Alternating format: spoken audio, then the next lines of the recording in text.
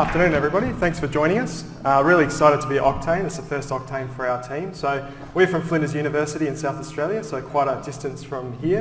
I think it takes us about 22 hours to get here. We're really excited to share a little bit about our identity program journey. So over the past few years, this is just a snippet of some of the functionality that we've gone live with. So I'm pretty much going to jump straight in. In terms of a university is quite a complex environment in terms of the users that we manage. So we manage about 38,000 identities or active users, 60,000 all up in total. We have a mix of staff, students and also affiliates. So as a university we're partnering with a lot of third parties and industry to build the best graduate programs that we can. So it's important that we have as an underpinning a really good onboarding process. So that's what our focus of today is going to be, making that first impression last for our students and staff and affiliates. So Flinders is quite a young university at 52 years old. And we're going through quite a bit of change at the moment in terms of restructuring and rethinking our organisation. So looking for efficiencies and improving student experience and also de-risking where we can along the way. We have over 100,000 alumni across the world now. And we, as I mentioned before, we partner quite closely with industry. So we have a lot of incubators in Adelaide, South Australia, where we try and get startups happening, collaborate with researchers and academics as well as part of that process. So as a university we're growing quite significantly and we'll continue hopefully to do so in the future. So I started with the university about 5 years ago and we had a number of issues with the commencement process, and we commence about 6,000 users per year. And as part of that, we want to make sure that those users are onboarded. With the previous experience that we had in place, it was quite onerous for users to commence. The first issue for us was really the lack of personalisation. So a lot of our services didn't really integrate well with identity. They required students or staff to fill out little forms to then present the right information to them. So identity was kind of later on in the commencement process. That was a big problem for us. With the activation process that was in place, it was quite a legacy solution, and I'll show you some screenshots. So I think you'll agree it's pretty bad, our starting point. But you had to basically combine certain reference numbers as a student, as an example, together with your birth date to then activate your account. So the activation process took anywhere from 20 to 40 minutes. So when you think about it, a student's just got an offer to come and study with us. And the first thing they see is this 20 to 40 minute process that they have to get their way through. I guess because students were hit with so much information to start with, they were just overwhelmed. And as a result, they were hitting our service desk and our support teams pretty quickly. So we knew that that process really had to be rethought from the ground up. So just to give you a flavour of what the legacy experience looks like, or looked like, should I say. As a student, you get an offer from our tertiary admission centre, for example, and it was an email. And that email contained some information. It was already too much information at that point. I haven't put that up on the slide. But what the student would get to was this welcome to Flinders. And as you can see, there's a bunch of form fields that you need to fill in. So reference number, birth date, course that you're offered, to then get your personalised 5 steps to Flinders, which kind of look like this. So 5 steps, we nicknamed this internally 87 steps to Flinders. So I think we should have almost handed out degrees based on if you could wield your way through this. Each step had like multiple sub-steps to it, so the detail that was in there was kind of ridiculous. And the identity component, which we call our Flinders authentication name, or FAN, was in the second step. It was kind of buried in there, so that it was as part of that process. I guess when we started to think about this, we wanted our students to commence as quickly as possible so they could accept an offer with us. So any barriers to that, any friction, any issues along the way kind of hampers that first impression that they have of us. And working your way through this amount of detail is not a good start. So again, they got even more information. They got other things sent to them in the mail as well about what their student number is, which who knows what a student number is, what a FAN is, who cares what your user ID is from a student perspective. But that information was all in there. And then by the time you got to actually activating your account, you had to combine that user ID that you just got with that initial password, which is a merging of a bunch of data that you had to put together. So as you can tell, it was pretty bad. Also, the date format was Australian, so day, month for birth date, the part that you had to add into to create your initial password. So for international students, that didn't work quite well either. So they were ringing our service desk and our support teams and asking, how do I get started at Flinders? So how do I get going? And I guess the other bit is these are all digital interactions, so many students may never set foot on campus at all. They may set foot on campus for an open day and then choose to come to Flinders, but their first kind of interaction is that digital experience that they have. And we wanted to move identity to the front of that if we could.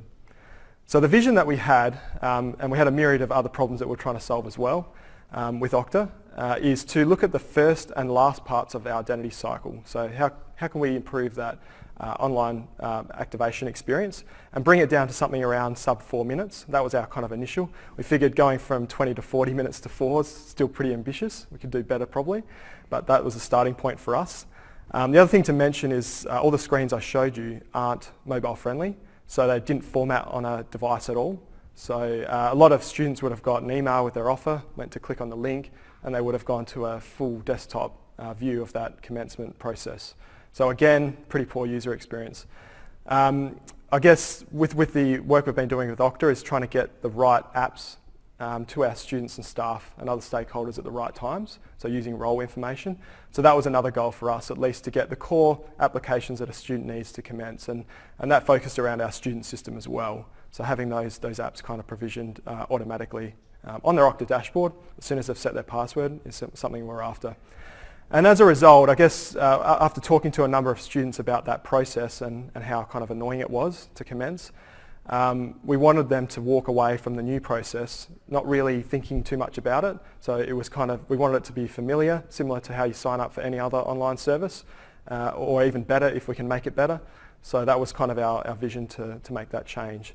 And I guess the rest of the identity cycle we've been working through over the past few years to improve. So we've got 80 apps on Okta now, and we're continuing to provision more, probably at a rate of 1 or 2 every couple of weeks that we're seeing. So I'm going to invite Jean-Marie Davies up just to talk us through the solution that we came up with. Thanks, Jean-Marie.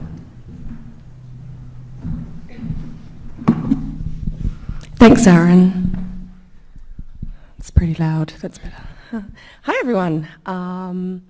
So as Aaron mentioned, we had a really old verbose process.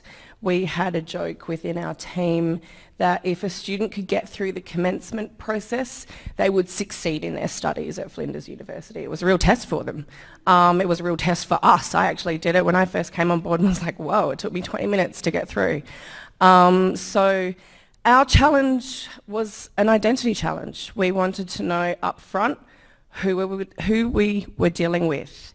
We have students, we have staff, we have externals, but within students we have applicants, we have offered students, we have PhD students, research and higher degree. So we actually use Okta to help us manage those roles based on attributes we get from our administrative systems. So as Aaron mentioned, it took 20 to 40 minutes for a student to activate, and we reduced that to under 60 seconds. And I'll take you through how exactly we did that. So we're looking at a streamlined approach. Lucky there's 4 steps in here and not 5, because that would be ironic. So we worked with the Tertiary Admissions Centre to personalise an email with less information that went out to our students with their offer. And in that email was some really basic instructions about what they needed to do to activate their account, and then where they actually needed to go once they activated their account so they could check their courses and their topics and their enrolment status. So they'd click on an email, a link inside the email, and they would go to the activation landing page, which is an application that we built internally so we could customise the content to the different cohorts of users that we have at Flinders. From there, they would click on an activation button, which was an activation link generated by the Okta Users API, and that would take them straight through to their account setup, where they would put in their security information and their self-service password reset. Hopefully, we have about 80% of students that do that, which has had a really positive impact on our service desk, as you can imagine. And then they go straight through to their Okta dashboard. So here is the landing page of the application that we built that calls the Okta API. So as you can see, it's personalised. It's, hi, Peter, new student, and welcome to Flinders University. Very, very different from the amount of content that you saw in our legacy process. So it tells them what their fan is. So that's something that we're going to work on, because we don't believe that we actually need to explain what your user ID is, but that's legacy, and we're working on that as well, and how important that is. And then they click to activate their account. And as you can see, they go straight through, they set up their details, and they know what Okta is. They get through to their dashboard, and we have the information that they need to start their enrolment and their study at Flinders University. All the tools that they need. So we've got some instructions in that initial email that goes out from the Tertiary Admissions Centre. It's got My Flinders, and My Flinders is the second part to the commencement process, where the users need to go and check their course, make sure it's all correct, enrol in the subjects, and that's personalised content. So we partnered up with a student experience group at Flinders University, and we SSO'd the application to provide a more streamlined experience. They just go in, they click on it. The dashboard's also got some other important information for new students. You can see orientation, so that chiclet hangs around until orientation week passes. And so the dashboards are customised for our particular cohorts of users. So students see what students need to see. Different types of students see only what they need to see. Staff only get what they need to do their jobs, and so do affiliates and IT vendors and visiting high school students and all the different types of users that we have at Flinders.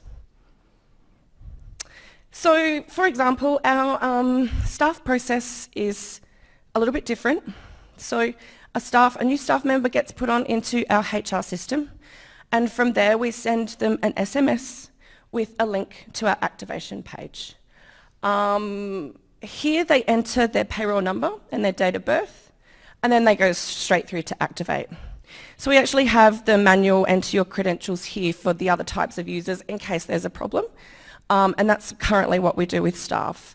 We're looking at replacing our HR and payroll system so we can have a more advanced process and send them straight through to Okta. So we're working on that this year, which will be very exciting. So even then, it's a really quick process for new staff. They get a text message, they click on there, they can do it all on their mobile phone. Previously, they would not be able to do this. So using the Okta API and how it actually changed our life. We use the lifecycle attributes and activation within the user's API. So the PHP application that we built makes a REST call to Okta and determines their status. Depending on that status, we'll return a particular link to guide them through the next steps. So this is really easy. The other thing about it is we're actually changing our technology platform. So we built the activation application in PHP at the time. That's what the skills we had and the support and et cetera, the frameworks. Now we're using Rails for our other development. So we're finding it quite easy to transition our applications with the Okta APIs and easy to decouple because they're so flexible. So just to sort of recap the different types of users that we've got, I talked about staff. So we have our faculty, we have casuals, we have academic status holders, we have professors that come in and guest speak and all that sort of thing. We've got administrative staff, we've got professional staff. So we've got about 7,000 of those users. In our student system, we've got about 50,000 users. So we have e-applicants, which is an online portal where you can apply for a postgrad course. And it doesn't go through the admissions centre. We've got international students, we've got honorary degrees, and there's quite a few users in our student system. And we've also got a lot of affiliates and externals. So we built a sponsored identity application within our team, which has a slightly different, more automated activation process, but we've got about 3,500 of those users. And we have temporary access, we have IT vendors, we have agency contractors, we have visiting high school students. So we have a technology centre where we do cool things like robotics, and we have high school students that come through and they might be there from 1 day to 2 weeks, and we can easily generate them account on the fly. So that's been great. So we provision users into our identity vault, where we do some matching, and we generate an authentication name, and then we send those users into Okta. So the activation logic at a pretty high level is how it works. So like I said, there's a different process for different types of users. So this is back to the new students that get an offer from the tertiary admission centre. So they click on a link in the email, and we pass particular parameters from that link to our activation page. So there's no need for them to, string together an initial password and their credentials, etc. We took that away. So what we first do is we check the user state. So we make a call into our identity vault and ensure that the record exists first, because it's got to exist there before it goes down to Okta. Then we make a first call to Okta, a REST call, where we check the user ID. We check their application state, so whether they're provisioned, deactivated, etc. We return that state then to the PHP page. So all the student has done so far is click on the link in their email. So then we commence the actual activation process, and depending on the state that was returned from Okta in the first call, is depending on the link that's returned. Most new students have not been to Flinders before, so they're provisioned. And so this returns an activation link. It displays that personalised page that I showed you a little bit earlier with welcome Peter, welcome new student, welcome new staff member. And they click on the link and they activate their account. And that's it. It completes the activation process. So we've worked really hard to remove those barriers and streamline that process. A lot of work happened in the background. But now it's a really smooth process for students. I'll pass you back to Aaron, who will talk about the impact. Thanks, Jean-Marie. Cheers. So as you can see, the activation process has improved quite a bit.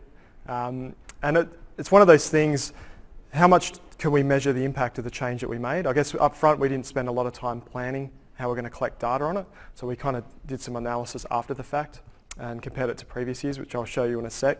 I guess anecdotally, talking to students out there, is that they found the new activation process. So we launched this in 2017 for the 2017 first semester, and it was the impact was quite significant from an anecdotal perspective. The focus groups that we engaged with through My Flinders and some other commencement projects was that it just felt easy. Students were almost annoyed that we were asking them about it because they found it kind of easy. It's like, well, it only took 60 or so seconds, so they didn't really remember that experience so much, but they just found it quick to get started. So that was kind of good feedback and made us feel like we're on the right track. I guess at the same time we made this change as well. Within a 10-week period, we migrated at the time 35,000 users across to Okta and launched 10 single sign-on apps at the same time. So we had all these changes kind of happening at once, and this is just one part of it. So just looking at the data, so this graph is the volume of students commencing as soon as they get their offer from our tertiary admission centre. And as you can see on that first day, the difference between 2016 when we had the old process versus the new process in 2017, it's almost double on that first day. And I guess what that represents is just an easier process. So we had basically live dashboards as well. We were drawing data in through the Okta API into Splunk, our security platform, analysing that data from a security perspective, but also giving our business back dashboards so they could monitor the commencement process. They could also see up front what kind of support, if they needed to scale up their support teams during that period as well, based on the amount of people activating. They could also see things like what device they were using to activate and all this other rich data that we can mine as well to use for further improvements. So on that first day we went, from originally in 2016, 712 activations to 1,530. So that's quite a significant increase on that first day. And it kind of evened out after that pretty well, as we normally expect, until orientation week for us, and then it ramps up a little bit more with students coming on a bit later. On the support side, so we had about 2,600 less support calls on our student support centre, and we had 468 less support cases raised between the years. So again, there was a number of other changes made to that commencement process, but the big one was putting the identity to the front of that process and allowing personalised commencement information to be presented to our students. So that also had a huge impact. What we got back from our support teams was it just flattened out that whole support cycle at the start of the year. And that's a big compliment from them, so they were pretty happy with that. I guess also the nature of the inquiries that they used to get in 2016 was, how do I get started? What's a fan? Just those really basic questions just started disappearing from the conversations. And what was resulting was more difficult questions. So things like, can I do a double major? Can I enroll in a different course? All those kinds of things come into it. So I think that was a good sign that we headed in the right track with the change. So just to wrap things out, we learn a lot from our project. So this is, I guess, a snapshot of the learnings from across the entire program of work so that we've been running over the past few years. So I think one of the big things for us at Flinders is we're pushing very heavily into cloud hosting, software as a service primarily. So every app that we're buying from this point on, we're checking to see, does it have SAML OpenID Connect integration? And does it have SCIM as well? So we're looking from vendors, and we're pushing vendors pretty hard if they don't have that kind of integration. So particularly in education, some app vendors probably haven't been asked about that kind of functionality. So we're really working with our vendors closely to make sure that we've got that integration ready to go. And I guess that push to cloud, more modern, best-of-breed apps, as we've seen in other sessions while I've been at Oktane, is really lessening the time to integrate with those apps and provision them out to users. So anything that's in the Okta integration network is great, and that's probably the first question we do ask when we're procuring apps as well, is making sure that they're in the network so we can start to use them straight away. The other one that we found, I guess, we've got 3 sources of truth for our identity data, which does add a bit of complexity, and we do all this complex matching. Data quality is key to it. So Jean-Marie touched on some of the roles work as well. And to be able to do that roles work, you need to rely on your sources of truth. So our student information system and our HR system, we worked with our business stakeholders on improving that quality over the years. And by implementing our affiliate kind of management system or sponsored user system called Access Now, we're able to improve the quality of that data as well. So as we implement more granular roles, and those roles also then translate into security policy, so we might have more significant password strength requirements on one particular role over another, then we can implement those with confidence because the data is correct. So our entire security architecture is built around identity, and I think having that quality right is critical to moving forward. The third point here is user experience. So we kicked this off, and you're probably wondering why CISO is presenting about a student commencement experience. We had a lot of trouble selling our identity program to start with. And the reason for that is we're purely focused on risk. I came in as the first security manager for the university, and we weren't in a great state at the time. So to get that uplift, I knew that identity was going to be key to it, but the way we sold it and the conversations we're having were purely about cyber. And that didn't really gel with management at the time. So we changed the conversation fairly quickly. We started to just tell a story about how identity would make the processes that we have better. And how the user experience would improve as a result of that.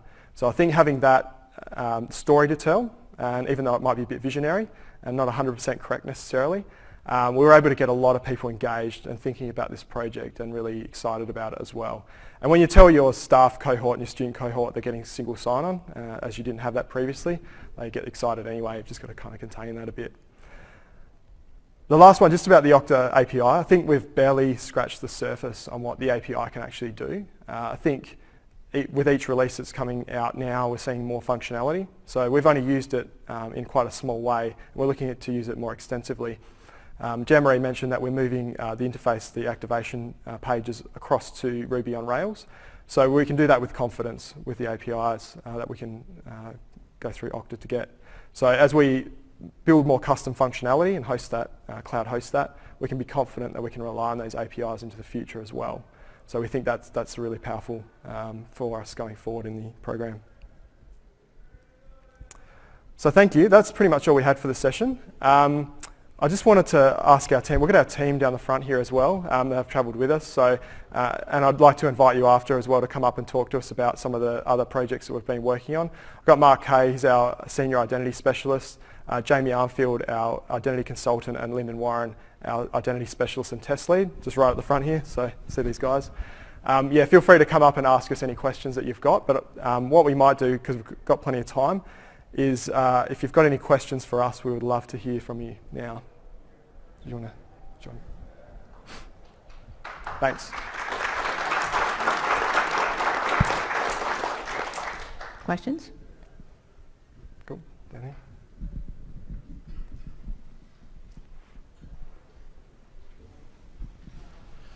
So I think it's fairly obvious to see the productivity increase, but I'm wondering what KPIs you use to talk about the financial impact and how this really impacts overall your university. Yep. Because, I mean, smoothing out the process is convenient for like the IT people in the help desk, but how are you convincing the powers that be that this was necessary, the startup costs and everything? Yeah, good question. We didn't actually focus too much on savings. I mean, the self-service password reset, we did some analysis on that, how much time we saved.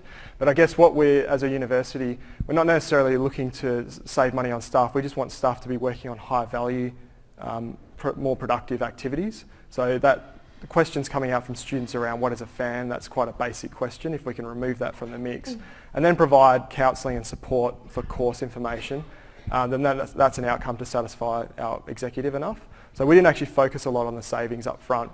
I guess as we're getting more mature in the process, as we start to decommission old legacy components of our identity platform, because we had a lot of ADFS, we had some old legacy LDAP as well, so we turned off a lot of services as we went with the implementation, and we'll continue to turn off more of those services as well. So when we do that, with the next set of projects, we are going to put up business cases where we will have a direct saving on staff time and actual licensing costs too, so we can attribute that. But at the time we weren't very focused, it was more just on improving that student experience. We've got a pretty bold strategy for 2025 to become quite a world-leading university. So part of that was to improve the student experience significantly. So any projects that kind of focused on that student experience and told that good story, we're getting funded, so that's how we managed to push this along. Thanks. Anything else? Yep. So the activation token and the activation email which you showed in the slide, did you use the Okta email activation template, or you built your own? No, the email that we showed you in the example was something that's sent out from a third party. It's SATAC, so the South Australian Tertiary Admissions Centre. There's so many ways to input into our sources of truth for identity that was just one of them that we showed you. We didn't use the Okta activation email. We couldn't personalise it for the various roles that we had. We've raised that with Okta. We'd actually like to do that, but we have different ways. So the experience is personalised for each different identity that we have. That's essentially why we built the application, to deal with those differences. Okay. And the vault that you were showing, is that a third-party vendor or your custom logic to contact Okta with checking any duplicates and so on? Sorry, that was the application. The identity vault. The identity vault is a NetIQ product. Okay. Yep, for authentication. So we're looking at simplifying our architecture. That's a very simplified version of our very complicated architecture. So we're simplifying that as we go on. We've delivered this project in a really agile manner. So the first one was to give the benefits to the customer. I think this is a good sort of segue into the question that Aaron was asked before, that the benefits realisation for us isn't necessarily financial at the beginning. It's about experience, and that's how we retain students. I mean, we're looking, we specialise in medicine and computer science and technology and that sort of thing, and these students are quite bright and they get lots of offers. We want them to accept the one at Flinders. So what is important for us, and I guess there's a monetary value in that, the government pays per student that you get, right? So, we don't measure that. I don't really care about that side of it either. I'm in the technology side of it, so that's his job. So yeah, basically basically we're looking at simplifying our architecture even more and getting even more better experience to our customers. Because at the end of the day, we focus so much in our tech team on technology, but what is it really there for? It's to facilitate an outcome for our customers. Okay. And the last question I have is, did you face any issues or any observations on the Okta transaction and state model, or did it fit into your design completely? We definitely took advantage of the simplicity of Okta, and we let that drive some of our processes. At the same time, we had to work within some constraints. And Okta have been great in working with us, and when we raise an idea and getting it onto the roadmap and that sort of thing, just looking for a little bit more granularity around the groups and having different sort of access and controls for those particular groups. So I guess to answer your question in short, we did a little bit of both. Mm-hmm. And something else stuck to my mind. So how did you find duplicates between a student system or some agency contractors and so on? Because that's a there good could question. be just one attribute which is different and all the others could be the same, right? Yeah, look, I think most people in this room would understand the detriment of having multiple identity records for a single identity. It's not fun consolidating and archiving, etc. later. We have a lot of complicated logic that sits in the drivers, the input drivers for the identity vault. So that's what we've got there. We've got matching rules, and we're always looking at updating those matching rules. So we're pretty excited that Okta's looking at introducing that matching and generation functionality, because we'll look at provisioning our users in a completely different way. Also, the time that we did this, we were very new in the technology space, and we didn't have a robust integration platform. Now we use Delboomi. So it's a lot more nimble in the way that we can call APIs and provision users. Ideally, we'd like to start with different cohorts of users to reduce the risk. Unfortunately, as you know, that you can only provision one way or the other in Okta.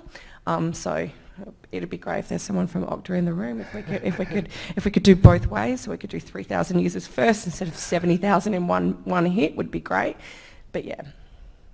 So just to add to that as well, I think our goal overall is to get rid of the vault. So it's a bit of technology that we don't want to maintain. It's on-premise as well. It doesn't really fit with our cloud delivery model, and it costs money. So if the Okta can do the work and it can do it in a more modern and flexible manner, then we'll use that tool for it. Yeah, and it's helped us sort of decoupled particular things, notifications, certain logic bit by bit. So when we do pull out this beast of a thing, it's not going to be so difficult. Yep. Any other questions? Excellent. No? Great. Thank you so much. Reminder to Thank you. fill out your card and drop it off at the back if you don't mind. Thanks so much. Great. Thanks all. Thank you. Cheers.